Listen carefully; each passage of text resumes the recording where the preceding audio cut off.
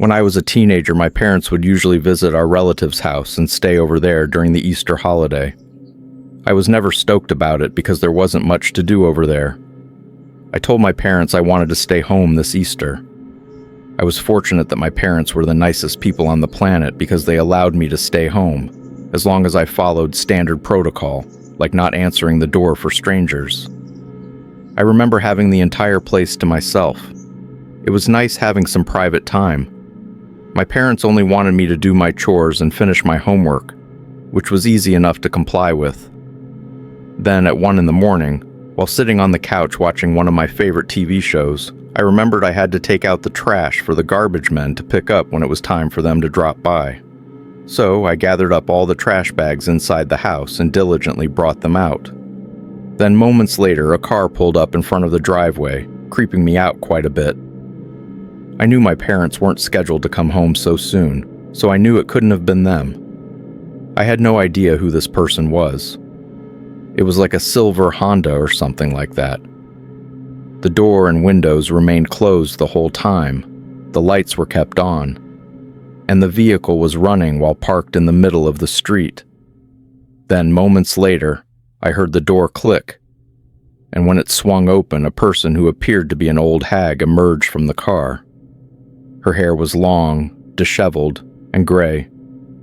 She wore a long black dress, staring at me from a distance. Her eyes were blank and round. Then, seconds later, her lips curled into a maniacal smile. I was in shock. My entire body was paralyzed by fear. This type of scenario was something I often saw on television, so having experienced it myself, I didn't think it would stir me up this much.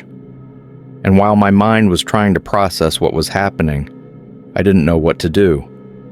Suddenly, my heart dropped when the creepy old woman dashed toward me. The old woman was mere inches away from grabbing me before I ran inside the house and slammed the door shut, locking it immediately. The woman then started pounding at the door, laughing like a psycho.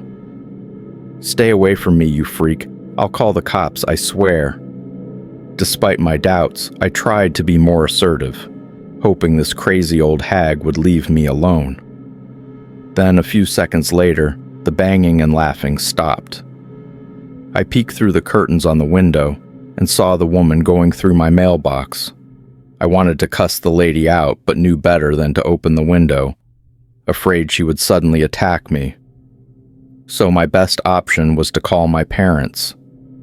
As I was about to dial my parents' number, I could see the creep still rummaging in the mailbox, giggling like a lunatic. There was nothing funny about what she was doing. Maybe she felt like she had achieved something by invading our mailbox. Then, moments later, the creep finally walked away, oddly satisfied by what she did, as she returned to her car. I immediately called my parents and told them everything. My parents were worried and told me to stay put and to keep all the doors and windows locked until they arrived home. That's when I saw the creep finally drive off. I felt like a weight had been lifted off of my shoulders, allowing me to breathe again. I sat on the couch and waited. Hours upon hours passed, and with each tick of the clock, I grew restless, afraid the old woman would suddenly return and back up, deciding to break into the house. About an hour later, my parents finally arrived home. They immediately consoled me and vowed to never let me stay home alone again. After telling them what the creep did to our mailbox, my parents looked at each other, understandably confused. That's when my dad decided to take a peek inside the mailbox. But before exiting the front door, my mom was a bit reluctant, afraid the old lady might have snuck a bomb or hazardous device inside it. That's when my parents called the cops to have them investigate. When they arrived, they cautiously opened the mailbox and reached inside. As the officer brushed away the envelopes, setting them aside, he found what appeared to be an Easter egg. It was colorful, with a splash of pink, yellow, blue, and white. It looked like an ordinary decorated Easter egg. However, as the officer opened it and saw the contents, his expression turned sour. When my mom took a closer look, She immediately told me to look away. Moments later, my parents told me that it was a bunch of graphic content hidden inside the Easter egg. There were small photos that were unpleasant and disturbing. Enraged, my parents made a police report and demanded that they find the culprit.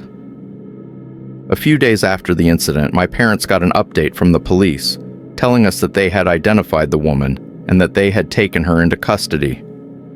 It was alleged that the woman had put the same Easter eggs in multiple people's mailboxes around the neighborhood. When the bizarre old lady was being questioned at the police station, she insisted that she had nothing but good intentions, and that what she did wasn't a crime. In fact, she justified that the only reason she filled the Easter eggs with such graphic content was that she wanted to educate people. Since then, I could never look at Easter the same way again. Whenever I saw an Easter egg, I would always be reminded of that strange old woman staring at me with that sinister smile. This story was inspired by a case regarding a 42-year-old Florida woman. She was accused of placing plastic eggs into people's mailboxes that contained graphic images. It was alleged that she had delivered over a whopping 400 Easter eggs. When they asked why she did it, her answer was that she was trying to educate people.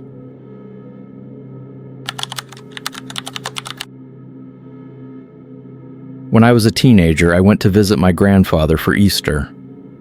I always dreaded visiting my grandpa's house on my mother's side of the family because he was always a mean, bitter old pain in the neck for as long as I can remember.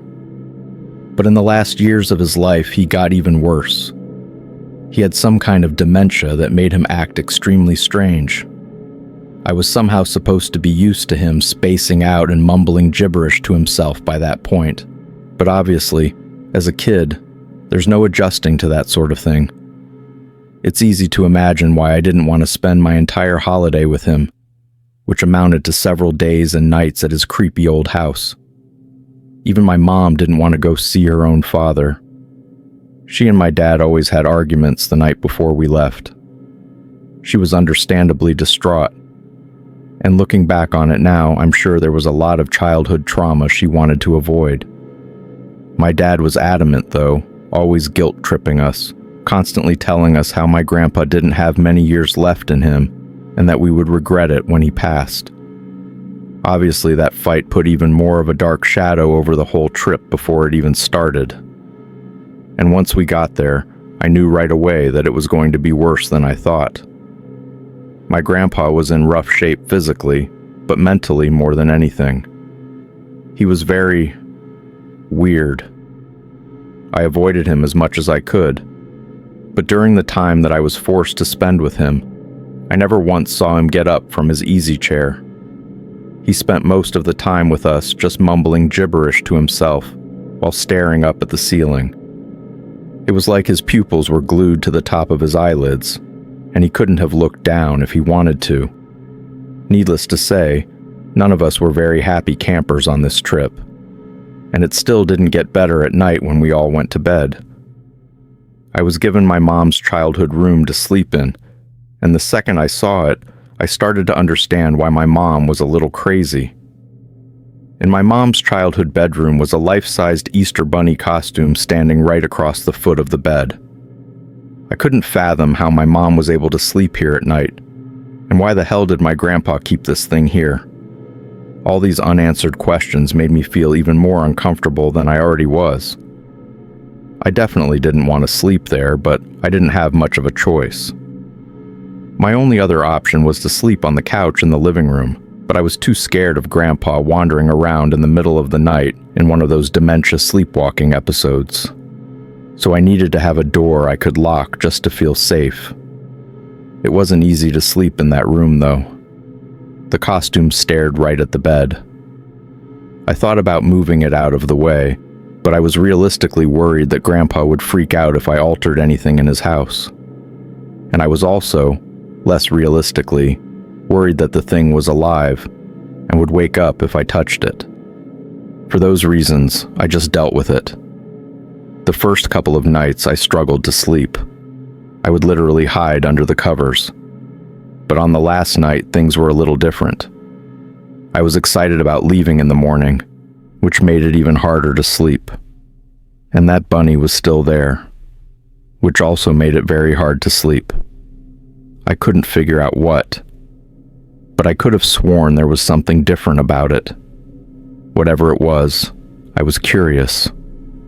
After not sleeping for a few hours, I got out of bed and walked over to it. I looked it up and down and got really close to see if there were any details about it that had changed. For the most part, I couldn't tell.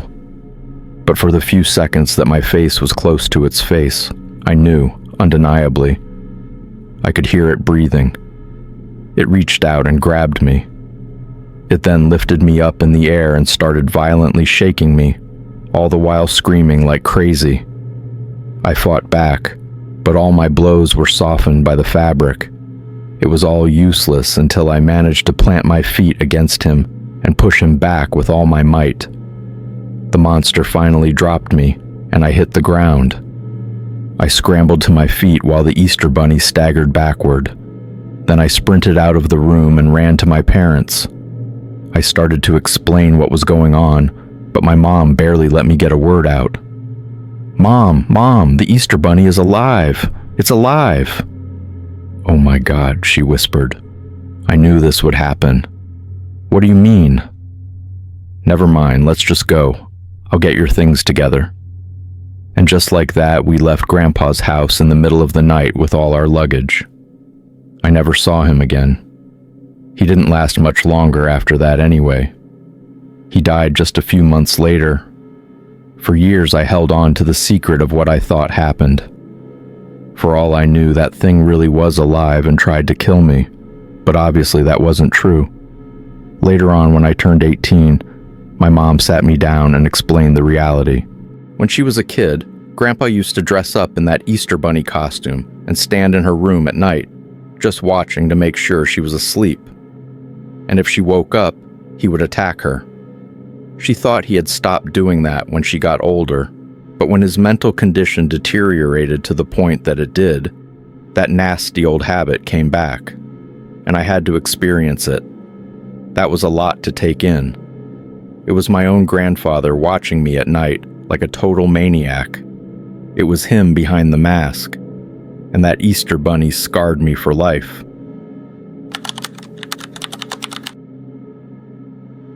This happened when I was a very gullible teenager who didn't have any friends outside of school.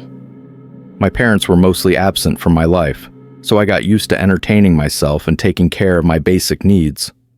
But it wasn't like I lived in a hard neighborhood that taught me street smarts or anything. I was just a weird suburban loner. During spring break one year, I found myself wandering around the mall. I wouldn't do much besides window shopping, walking around till my legs started cramping up. That's when I saw the Easter Bunny area had already been set up ahead of the holiday. I knew I was a little too old to be getting those kinds of pictures taken, but I guess I was jealous of everyone else who got to go with their parents, something I was never able to do with my own. When I got in line, I was moving along at a good pace. Then I noticed that most of the kids who were getting their picture taken weren't spending much time with the Easter Bunny. A lot of them were running away screaming and crying after just a few seconds. This, however, didn't raise any red flags. I just assumed it was a bunch of wimpy kids who got coerced by their parents into taking a picture with the bunny. When it was finally my turn, I walked over to the Easter Bunny and heard him say something like, "Have a seat on my lap. Let's make this a good memory." I blushed with embarrassment, but I couldn't figure out why, so I just sort of went along with it. "There we are now," the photographer said, adjusting the camera. That's when the bunny grabbed me around the waist and shifted me toward the middle of his lap, supposedly to face me in the right direction. However, that wasn't the only weird thing that happened. As the photographer snapped the photos, the Easter Bunny leaned in and whispered something else. "Hey, little guy, would you like an Easter egg? I made them myself. They're pretty good, as long as you're okay with a lot of egg whites." Looking back, it was clear he was taking advantage of the fact that he was wearing a mask and that there was a lot of noise around us so that nobody could pick up on what he was saying. I should have said no. But like I said, I was gullible back then. So I said, "Sure. Just then, the photographer gave us the signal that he was done. Over already? What a shame. But weren't you so well behaved? I wish the rest were more like you. The bunny gave me a pat on the back as I got off his lap. But before I could walk away, he whispered to me again, "You're the best one I've had all day. So, meet me in the bathroom over there in a few minutes, and I'll get you that Easter egg as a reward. Sound good?" Yeah. Thank you. No, thank you. Now run along." I walked past the photographer and got my free photo, then went to the bathroom the bunny had pointed out. I couldn't shake the feeling that something was off, but I really thought I was about to get some kind of prize or high-value gift. The bathroom was empty, so I sat inside one of the stalls at the back end and locked the door while I waited. A few awkward minutes passed before I heard the door open and someone walk in.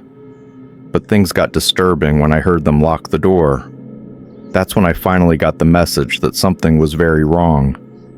Whoever it was had just trapped me in there with them. I immediately regretted ever doing this and lifted my legs up off the ground to hide. I felt like my heart was going to beat out of my chest. Suddenly, the person kicked open one of the stalls. I nearly jumped out of my skin as that horrible chill ran down my spine. I knew it was only a matter of time before they figured out which stall I was in. "Stop hiding from me, you little vermin," the voice growled. "Don't you want your prize for being so good on my lap?" That's when I heard them kicking down the stall door right next to mine. I was so afraid that I started biting my nails to keep still. Things got quiet, except for the sound of my heart pounding in my skull.